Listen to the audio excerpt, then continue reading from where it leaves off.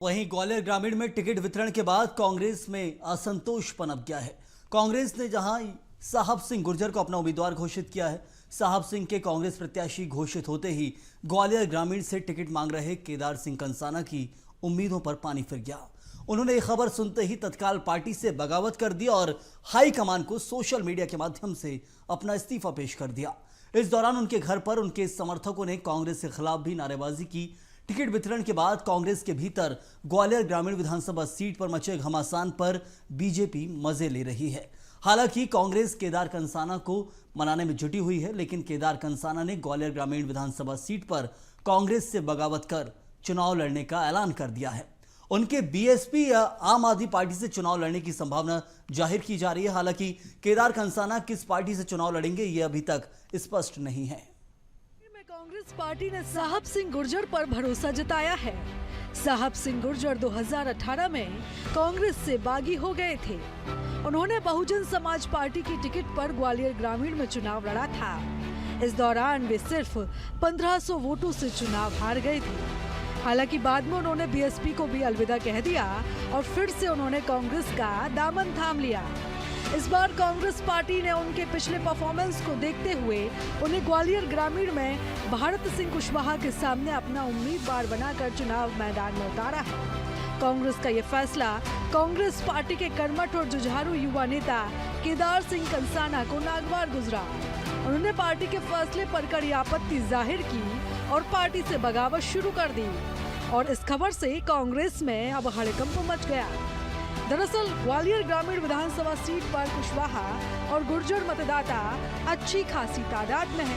ऐसे में अगर गुर्जर समाज के केदार कंसाना कांग्रेस पार्टी से बागी होकर चुनाव मैदान में उतरेंगे तो कांग्रेस के गुर्जर कैंडिडेट साहब सिंह गुर्जर के लिए मुश्किल हो सकती है।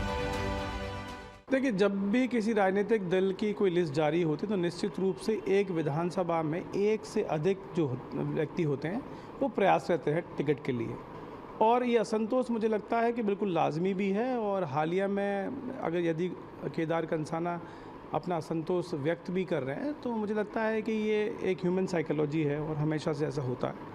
लेकिन हमारी तो आज भी उनको ये समझाइश रही कि जिस पार्टी ने आपको युवा कांग्रेस से लेकर यहाँ तक आपको पहचान दिलाई, आप थोड़ा सा धैर्य रखें, क्योंकि ये शीर्ष नेतृत्व को तय करना होता है। और एक बात आपके माध्यम से स्पष्ट भी कर रहा हूँ मैं कि जिस विनेबल कैंडिडेट के आधार पे टिकट डिस्ट्रीब्यूशन हुआ और बहुत बेहतरीन 144 टिकट जो दिए हैं, जिसमें कास्ट इक्वेशन से लेके फीमेल्स और सारी बात का ध्यान रखा है, मुझे लगता है कि एक बहुत बेहतरीन लिस्ट जारी की है। कांग्रेस में बगावत की खबर सुनकर बीजेपी खेमे में खुशी की लहर दौड़ गई। बीजेपी कांग्रेस आपदा में अपने लिए अवसर तलाश रही है। बीजेपी का कहना है कि कांग्रेस इसी डर के कारण देरी से अपने प्रत्याशी घोषित कर पाई, लेकिन बावजूद इसके फिर भी वहां भगदड़ मच गई। बीजेपी का दावा है कि ये संकेत पूरे मध्य प्रदेश में बीजेपी को कांग्रेस की आपसी खींचतान का बड़ा फायदा होने वाला है। देखिए, यही डर कांग्रेस को था कि उनकी सूची घोषित हो तो ही तमाम सारे बागी मैदान में आएंगे, तो वो बात सत्य निकल रही है। और जैसे ही आज उनकी सूची आई है सवेरे, तो केदार कंसाना ने कांग्रेस से इस्तीफा दिया है। शायद वो किसी और दल में जाकर चुनाव लड़ने वाले हैं। अभी तो एक इस्तीफा है, आप आगे देखिए कितने इस्तीफे आते हैं।